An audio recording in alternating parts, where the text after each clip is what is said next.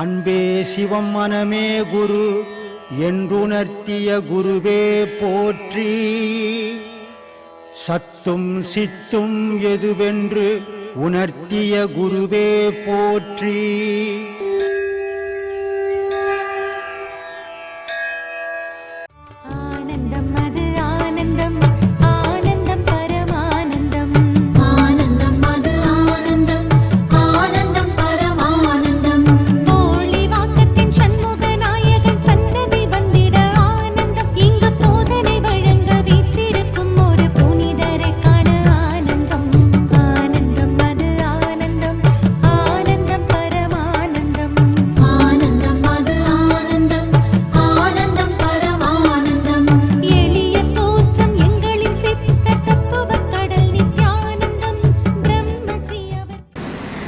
செல்வத்துள் செல்வம் செறி செல்வம் அச்செல்வம் செல்வத்துள் எல்லாம் தலை.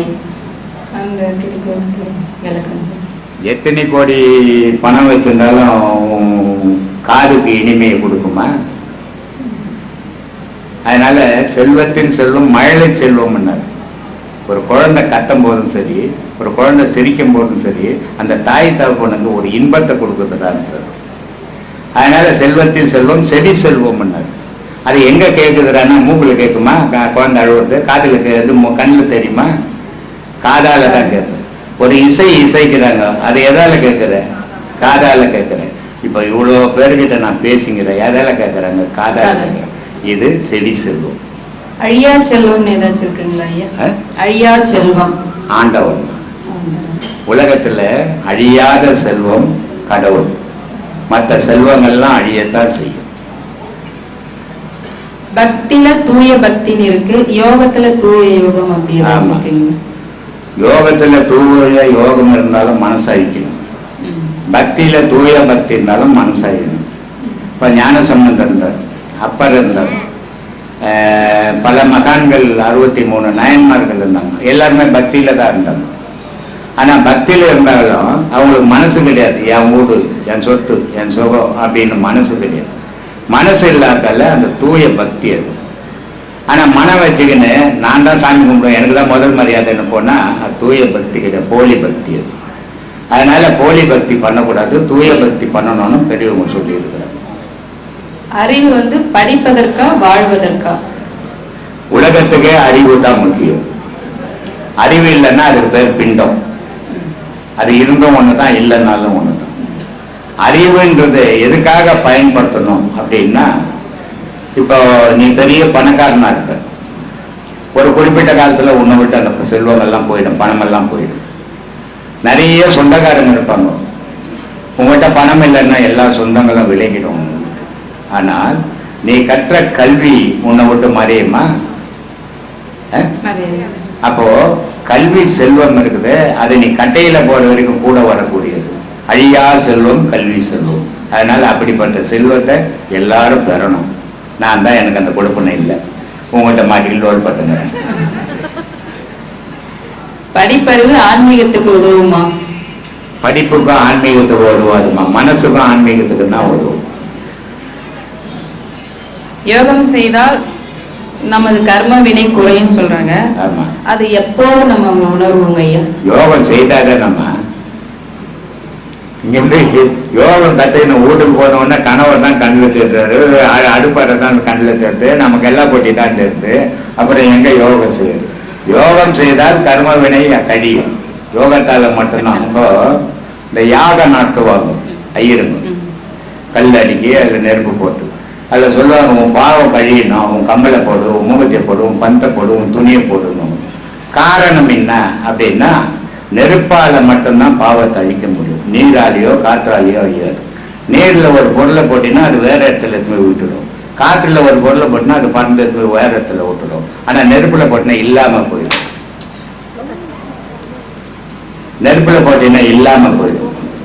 அப்போ அது வெளியே கொளுத்துறது ஒரு அடையாளம் தான், அது யாகம். அதே நெருப்பை உள்ள கொளுத்தும் போது அதுக்கு பேர் யோகம். அந்த யோக நெருப்பை கொளுத்துனா தான் உன் உடல்ல நீ செய்த கர்ம வினைகள் பாவங்கள் அத்தனையும் அந்த யோக நெருப்புல அழிஞ்சிடும், நீ சுத்தமான பொருள் ஆயிடுவ. அப்படின்றார். அதனால தான் சொன்னார் அகஸ்தியர், விந்து நிலை தனை அறிந்து விந்தை கண்டால் விதமான நாதம் அது குருவாய் போகும், அந்தமுள்ள நாதம் அது குருவாய் போனால் ஆதி அந்தமான ஜோதி நீ அவை. இந்த நாதத்தோட நீ போகும்போது எல்லாம் அழிஞ்சிடும் உனக்கு. நீ உலகத்துல எப்படி உற்பத்தி ஆனியோ அப்படி ஆயிடுது, கடவுளோட கலந்துடுவேன். மனம் ஆணுக்கும் பெண்ணுக்கும் வேறுபடுமா? ஆண் மனம் பெண் மனம் ஏதாச்சும் இருக்குங்களா ஐயா? இருக்குதுமா, இருக்குங்களா? பெண்ணுக்கு மனம் வந்து சந்திரன் மாதிரி, ஆணுக்கு மனம் வந்து சூரியன் மாதிரி. ரெண்டு மனம்தான்.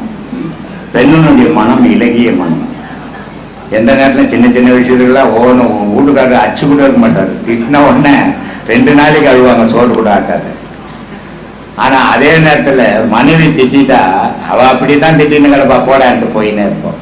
அப்போ சூரிய மனம் படைச்சது ஆணு, சந்திர மனம் படைச்சது பெண்ணு. இலகிய மனமும் சந்திரன், மொத்தத்தனமா வந்து சூரியன். அதனால ஆணுக்கு இருக்கிற மனம் சூரிய மனம், பெண்ணுக்கு இருக்கிறது சந்திர மனம். மனிதனில் கடவுள் தங்கும் இடம் எதுங்கய்யா? சகசிராமமா, சதஸ்ராமம். தலை உச்சி இருக்குது, மூளைக்கு மேல பிரணவ மேடுன்னு ஒண்ணு இருக்குது. அந்த மேட்டுல தான் இறைவன் தங்கி இருக்கார். இதெல்லாம கேள்வி கேட்க எல்லாமே நான் சொல்லின்னு இருப்பேன். இதெல்லாம் சொன்னதை கேட்டு போட்டு எல்லா சாமியாரும் பேச ஆரம்பிச்சிட்டாங்க. இப்ப நிறைய வீடியோ பார்க்க நான் செஞ்சு பேசிக்கிறாங்க. மாயை என்பது என்னங்கய்யா? அதுல இருந்து நம்ம எப்படி விடுபடுறது? பிசாசுன்றது என்னன்னு தெரியுமா உனக்கு? தெரியாது. அனுபவிச்சுக்கிறியா? இல்லைங்க. அது எப்படி வருது எப்படி போகுதுன்னு தெரியாது, ஆனா நம்மளை அடிச்சு போட்டுடும். அது மாதிரி மாயைன்றது ஒரு உருவமற்றதான செயல் இருக்குது அதுகிட்ட. அது எப்படி நம்மளை வந்து சூழ்ந்ததுன்னு தெரியாது, நம்மளை கெடுத்துட்டு போயிடும். அதனால மாயையில சிக்கிக்க கூடாதுன்றோம். இப்ப ஆசீர்வாதம் சொன்னீங்க, சாமி முன்னாடி வந்து ஆசீர்வாதம் வாங்குங்க அப்படின்றாங்க, பெரியவங்க காலில் விழுந்து ஆசீர்வாதம் வாங்குன்னு சொல்றாங்க, ஒரு குரு கிட்ட விழுந்து ஆசீர்வாதம். பெரியவங்க காலில் ஒன்று ஆசீர்வாதம் வாங்கன்னு சொல்ல மாட்டேன். அப்பா அம்மா காலில், பெரியவங்க அப்பா அம்மா, குரு கிட்ட பெரியவங்க. உங்க வீட்டு பக்கத்துல 60 தாத்தா யாருமே இல்லையா? நீ போற வழியில யாரும் பெரியவங்க இல்லை, எல்லாம் அவங்கள விட நீ தான் பெருசு பண்ண. ஊரெல்லாம் பெரியவங்க இருக்கிறாங்க. ஆனா ஊர்லங்கிறவங்க காலில் விடாத, உன்னை பெற்றவங்க காலில் விடாது, உனக்கு புண்ணியத்தை கொடுக்கும். அதே நேரத்துல கோவிலுக்கு போய் தெய்வத்தினுடைய காலில் விழு, மனசு புண்ணியத்தை தேடும் அப்படின்னு சொன்னேன். அது மூணுத்துல எது சிறந்ததுங்க ஐயா? சிறந்தது தாய் தப்பா காலில் விழுறது சிறந்ததுமா. மற்ற கோயில்ல போய் விழுறதை விட தாய் தப்பா காலில் விழுறது தான் சிறந்த ஆசீர்வாதம். என்னது இது? சாயந்தரம் வரைக்கும் நீ ஒன்றே கேட்டு மற்றவங்களுக்கு இடம் மட்டும் மட்டப்படுது. சரி வச்சுக்க, நாளைக்கு கேளு. மற்றவங்க யாருமே கேட்க முடியாம போயிடும். சொல்லு. ஆன்மீக பாதைக்கு வர்றது என்னோட விதியா இல்ல முயற்சியா? விதி. முயற்சின்றது முயற்சி. ஆன்மீக பாதைக்கு வந்த, ஆனா அதுல வெற்றி அடையிறது விதி.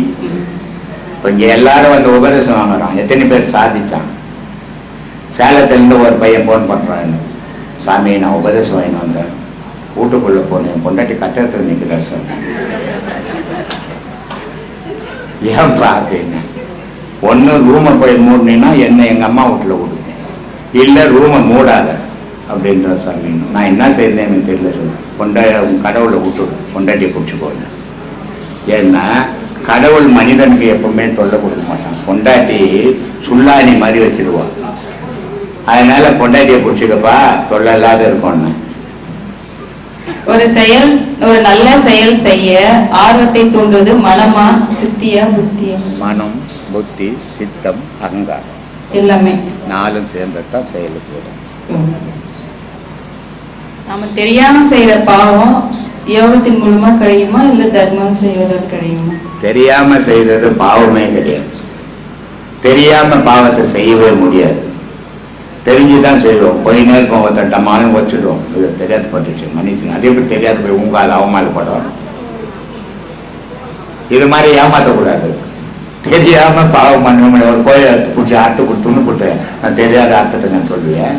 ஒருத்தனை போய் குத்தி போட்டு அவசரத்துல குத்திட்டுங்க, தெரியாம குத்திட்டேன். எந்த செயலும் மனிதன் தெரியாம செய்தது, ஆணவத்தால செய்யறது, அகங்காரத்தால செய்யறது. அந்த ஆணவம் அகங்காரம் அவனை விட்டு விலகும் போது நான் தெரியாம செய்தேன்றான். அதனால தெரியாம எதையுமே செய்ய முடியாதுமா. கண்ணு இருக்குது இல்ல, தெரிஞ்சுதானே செய்த. தெரியாம செய்யறது கண்ணு முட்டி அங்கே ஒரு மூலையில உட்காந்து கிடப்பேன். போன பிறவில செய்யறேன்னு சொல்லுங்க. போன பிரிவுல நான் தெரியாம செஞ்ச பாவத்துக்கு இப்ப நான் போன பிரிவுலையும் தெரியாம செய்யல, தெரிஞ்சதுதான் உனக்கு லிஸ்டா வச்சுன்னு வந்துக்கிறேன். இப்போ அந்த லிஸ்ட கழிக்கிறதுக்கு தான் இந்த பாதைக்கெல்லாம் வந்துக்கிறீங்க. மனம் மூளை சம்பந்தப்பட்டதா இதயம் சம்பந்தப்பட்டதா? மனம்ன்றது மூளையில் தான் ஆகுது. எல்லாரும் மனம் இங்க இங்க இங்க இங்க மனமே கிடையாது. இங்க ஏக்கம் தான் இருக்குது, ப்ரெஷர் தான் கொடுக்குது. 5 பொருள் ஒன்னா இதயத்தோட கலந்து இருக்குது. இந்த 5 பொருள் என்ன பண்ணுது, நல்ல ரத்தத்தை மூளைக்கு ஏற்றுது, கெட்ட ரத்தத்தை கழிக்குது. அதனால இந்த இதயம், நுரையீரல், கல்லீரல், மண்ணீரல்னு 5 பொருள் ஒன்னா இருக்குது. இந்த 5 பொருளுடைய செயல். ஆனா மனம்ன்றது மூளையில் தான் இருக்குது. இப்போ ஒருத்த நோயாளியை படுத்து கிடக்குறோம், ஒண்ணுமே சொல்றது இல்லை, ஒண்ணுமே செய்யறதில்லை. அப்ப டாக்டர் என்ன சொல்ற, மூளைச்சாவுன்றார். அப்ப என்ன இல்லை, அவனுக்கு மனம் இல்லை. அப்ப மனம் மூளையில் தான் இருக்குது. அதனால எல்லா செயலுக்கும் காரணம் மூளை. அதுல என்னன்னா சிற்றறிவு பேரறிவுன்னு 2 இருக்குது. சிற்றறிவு மனத்தோட இருக்குது, உலக செயல்புரியுது. பேரறிவுன்ற கடவுளோட இருக்குது, அது கடவுள் வழிபாடு பண்றது. அதனால அந்த சிற்றறிவும் பேரறிவும் சேர்ந்தது தான் மனுஷன். கூட்டம் ஜாஸ்தியாகும் போது வெளியே வெயிலையும் மழையிலையும் நிற்கிறீங்க. நேற்று வெயில் மட்டும் இருந்தது, உசுவாசு நின்று ஜனங்க வெளியே நின்றது. அதே மழை பெஞ்சிருந்ததுன்னா செதறி போயிருக்கோம். இப்படிலாம் செதறக்கூடாது. நம்மளை நம்பி வர ஜனங்க ஒரு இடத்துல அமைதியாக உட்காந்து பேச்சை கேட்கணும் அப்படின்றதுக்காக தான் எதிர அவ்வளோ பெரிய பில்டிங் கட்டிங்கிறோம். ஒரு 1500 பேர் உட்கார்ற மாதிரி. அந்த பில்டிங்குக்கு முடிஞ்சவங்க ஏதாவது டொனேஷன் கொடுக்கணும், உதவிகள் செய்யணும்னா செய்யுங்க. ஆனால் யாரும் உதவி செய்யணும்னு இங்கே கட்டாயமே கிடையாது. விருப்பம் இருந்தால் செய்யுங்க, விருப்பம் இல்லை நம்மளால முடியல அப்படின்னா விட்டுடுங்க. குரு சொன்னார் உதவி செய்ய சொன்னார்னா கடங்கடா வாங்கிட்டு வந்து இங்கே கொடுக்காதீங்க, கொடுத்துட்டு நீங்கள் கஷ்டப்படாதீங்க. அதனால உதவிகள் செய்யணுன்றவங்க அந்த ஆசிரமத்துக்கு உதவி செய்யணும்னா இன்னைக்கு நம்ம செய்கிற உதவி நாளைக்கு 1000 பேர் 2000 பேருக்கு அது பயன் தரும். அதுக்காக முடிஞ்சவங்க செய்யுங்க, உங்களுக்கு அது புண்ணியத்தை தரும். அதனால அந்த மாதிரியான உதவிகள் செய்தீங்கன்னா நல்லா இருக்கும். அதை சீக்கிரம் கட்டி முடிக்கலாம். ஜனங்க கஷ்டம் இல்லாத உள்ள உட்காந்து கிளாஸ் நடக்கும்போது சாப்பிடலாம், சாப்பாட்டுக்கு போகும்போது அப்படியே பக்கத்துலேயே போடலாம் சாப்பாட்டுக்கு. அது ஈஸியாக இருக்கும், மக்கள் கஷ்டம் இல்லாத இருக்கும். இல்லைன்னா இப்போ வெயிலே எப்படியோ வெயில்ல வெளியே நிற்கிறீங்க, மழை வந்ததுன்னா எங்கே நிற்க முடியும், ரொம்ப கஷ்டமாயிடும். அதனால தான் அவ்வளோ பெரிய பில்டிங் கட்டின்னுக்குறோம். வெறும் மண்டபம் தான், அது ஆள் தான். அந்த ஆள் வந்து தொடக்கத்துக்கு அது கிட்டத்தட்ட ஒரு 2 கோடி கிட்ட ஆகுது.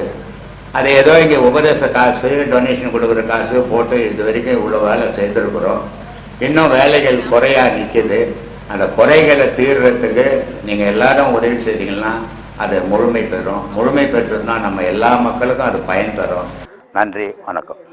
திருவள்ளூரின் பக்கத்திலே